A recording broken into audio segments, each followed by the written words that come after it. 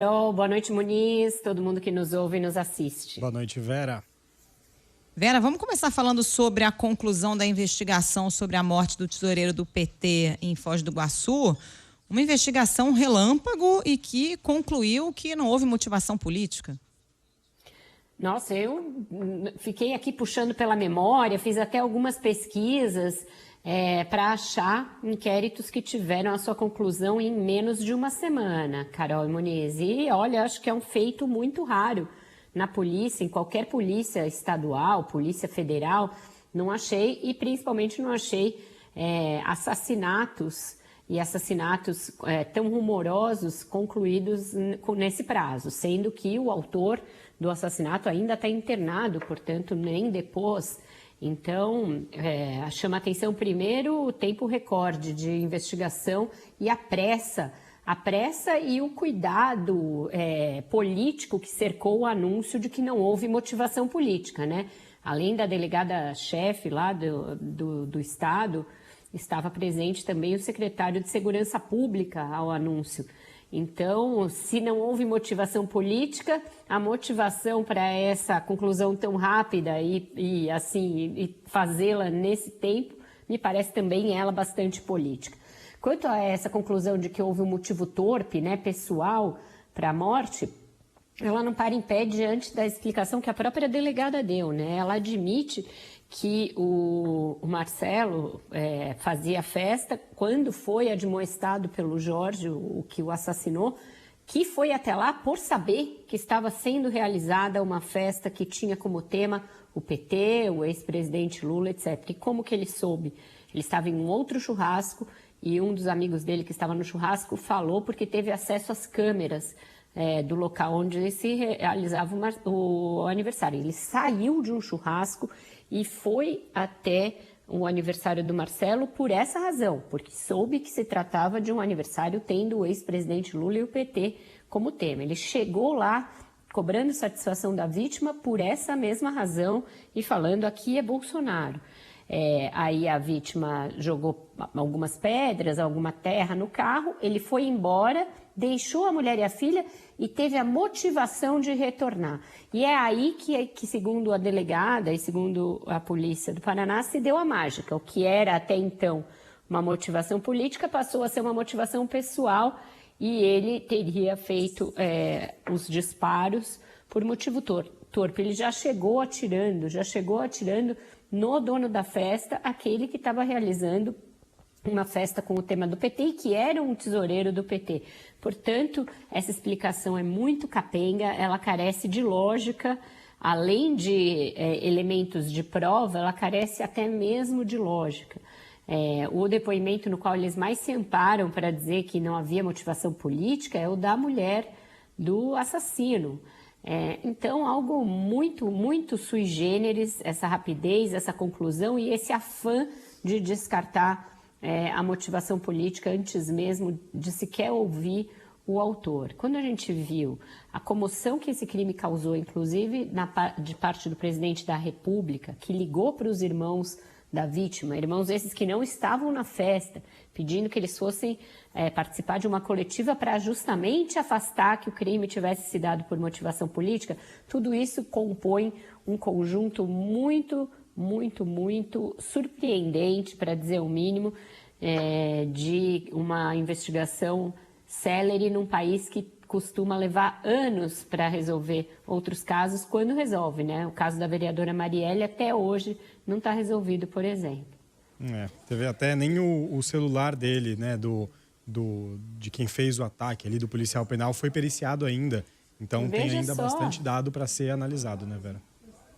Exato. O PT está dizendo que vai recorrer da decisão do Augusto Aras de não federalizar o crime. Parece só também uma reclamação ali, uma tentativa de mostrar indignação com a conclusão, porque eu acho que não vai surtir efeito, não vai ser por conta dessa conclusão e dessa conclusão nesse tempo que o Aras vai aceitar receber o crime lá e pôr a Procuradoria-Geral da República, o Ministério Público Federal no caso, mas vai haver esse recurso.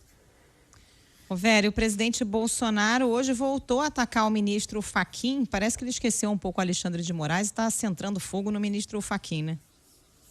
Ele vai revezando, né? Acho que para não cansar. Ele está fazendo isso porque o Fachin é quem está agora no comando do TSE e porque ele ficou muito irritado com declarações recentes do ministro Fachin de que poderíamos ter uma violência política mais grave que a do Capitólio. Ele falou isso num seminário nos Estados Unidos. Bolsonaro ficou bastante irritado, indignado, respondeu na live na mesma semana e aí passou a centrar fogo no ministro Edson Fachin. Isso, Carol, também combina com as ações das Forças Armadas nessa semana, sobretudo do ministro da Defesa, de ficar também fustigando o Tribunal Superior Eleitoral. Então, Bolsonaro, em ato lá em Juiz de Fora, né, que é a cidade onde ele recebeu a facada durante a campanha do ano passado, voltou a atacar Fachin, disse que ele está sob suspeição evidente pelo fato de ter soltado o ex-presidente Lula, o que é uma verdade bastante distorcida, né? Porque, sim, foi o ministro Edson Fachin, que era relator da Lava Jato, quem deu um voto mudando o curso da condenação do ex-presidente Lula e revendo o foro de Curitiba como foro apto a julgar os crimes pelos quais o ex-presidente Lula havia sido condenado. Então, isso fez com que as condenações fossem anuladas, mas essa decisão não foi uma decisão monocrática do ministro Luiz Edson Fachin, foi uma decisão do plenário do Supremo, e isso o presidente Bolsonaro omite, e omite de propósito, porque o que ele está querendo criar é um clima para, em algum momento, alegar a suspeição do ministro Fachin para estar no TSE, para estar à frente da eleição. Como você mesma disse, ele agora se esquece de que quem vai estar à frente da eleição é o ministro Alexandre de Moraes. Essa troca no comando do TSE vai se dar no dia 5 de agosto. E aí, claramente, ele vai voltar a sua artilharia para o ministro Alexandre de Moraes, como já fez em muitas circunstâncias, em muitas ocasiões. Ele costuma dizer que o inquérito das fake news, por exemplo, é ilegal, que o ministro Alexandre o persegue, que a condenação do deputado Daniel Silveira se deu exorbitando o que o Supremo poderia fazer por ser ele um parlamentar e, portanto, ter imunidade nas suas opiniões, né? Um conceito bem bizarro da liberdade de expressão, porque o que ele fez foi clamar contra o Estado Democrático de Direito. Mas é isso, Bolsonaro vai revezando os seus alvos e isso é proposital. Em consonância com o pai, o deputado Eduardo Bolsonaro participou de um podcast chamado Talk Churras, em que também desceu a lenha no TSE, desceu a lenha no ministro Fachin, e aí falou que não se deve aceitar resultado de uma eleição fraudada. Ele aí voltou, falou, olha, não estou querendo dizer que não vamos aceitar o resultado da eleição, mas se for fraudada... Então é isso, a toda semana, todo dia... Militares, Bolsonaro, filhos de Bolsonaro, deputados ligados ao presidente Bolsonaro ficam fazendo esse carnaval e investindo contra a justiça eleitoral. Isso tem método e o método é para confundir e para causar realmente instabilidade no processo eleitoral. Ô Vera, e vamos avançar aqui, falar também um pouco mais da PEC Kamikaze, os desdobramentos, porque menos de 24 horas se passaram desde a promulgação dessa PEC lá no Congresso e o Bolsonaro já levou esse assunto para a pré-campanha, né?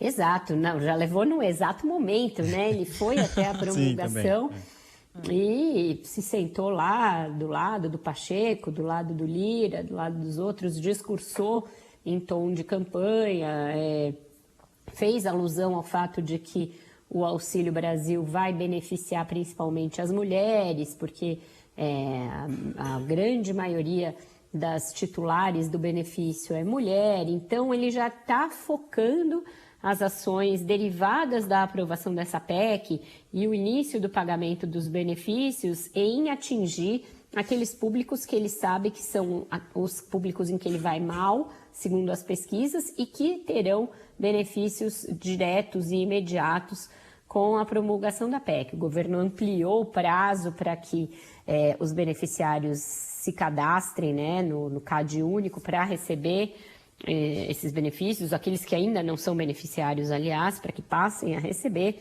Então, tudo está sendo orquestrado para tirar o máximo dividendo eleitoral da aprovação dessa PEC, assim como das medidas que a antecederam, né? Além dos 41 bilhões dessa PEC, há todo um cálculo aí de quanto se renunciou em termos de impostos, tanto impostos federais quanto ICMS nos combustíveis.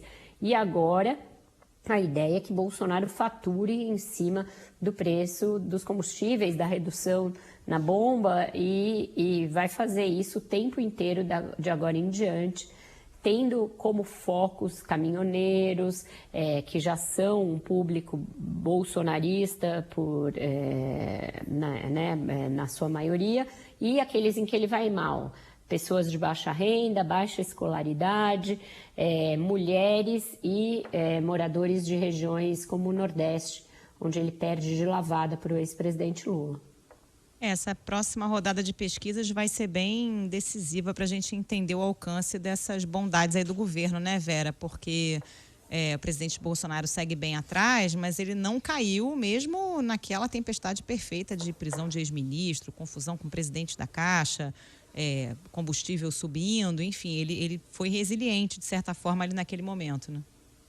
Exato, Carol. Ele não só não caiu, como começou a se recuperar em alguns segmentos e em alguns lugares, né? Sudeste, ele recuperou um pouco no Nordeste.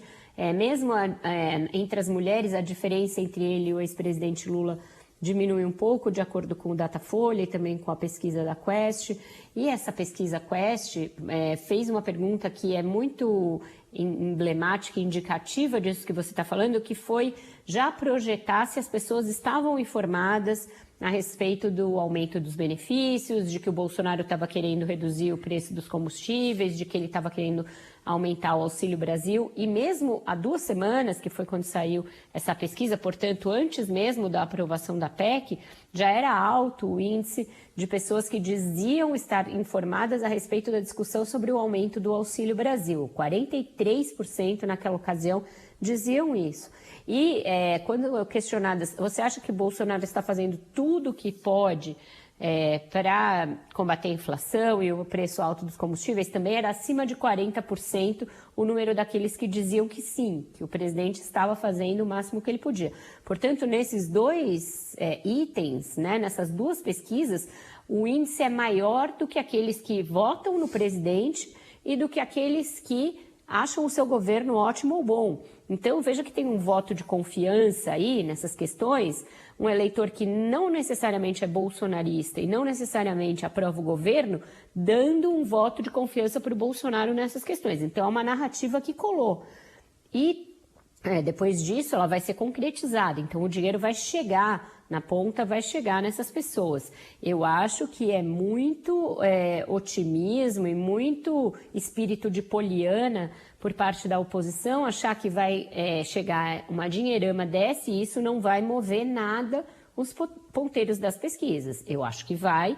A gente tem o termômetro lá atrás do auxílio emergencial, tudo bem que aí foi de 0 para 600, então era um ganho muito grande, mas também foi de 5 pontos em um mês o crescimento do ótimo e bom do Bolsonaro. Então, vamos ver o que vai acontecer. Eu acho que num primeiro momento, o que a gente vai ter de observar nessas próximas rodadas de pesquisa é se reduz aquela chance que havia, e chance estatística mostrada pelas próprias pesquisas, de que a eleição se resolvesse no primeiro turno.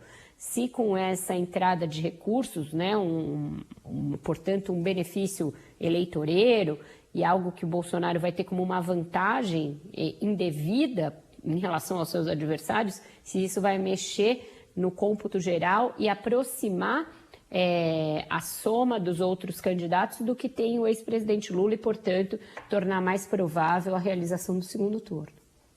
Vamos de música, Vera? Vamos de música. Hoje saiu a primeira música de um álbum que faz parte aí dos festejos dos 80 anos do Gilberto Gil, que é do flautista Carlos Malta, com a banda Pife Moderno, que foi criada por ele e tem outros músicos de sopro e percussão. Então a gente tem aí essa versão de realce, tocada por pífanos e outros instrumentos de sopro e percussão, com o próprio Gil fazendo uma versão declamada da letra. Essa letra é sempre um bálsamo também de ânimo para todos nós. De repente a gente poderá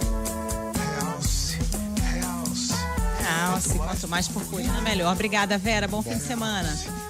Para vocês também, com muita purpurina. Até segunda. Tchau, Vera, até.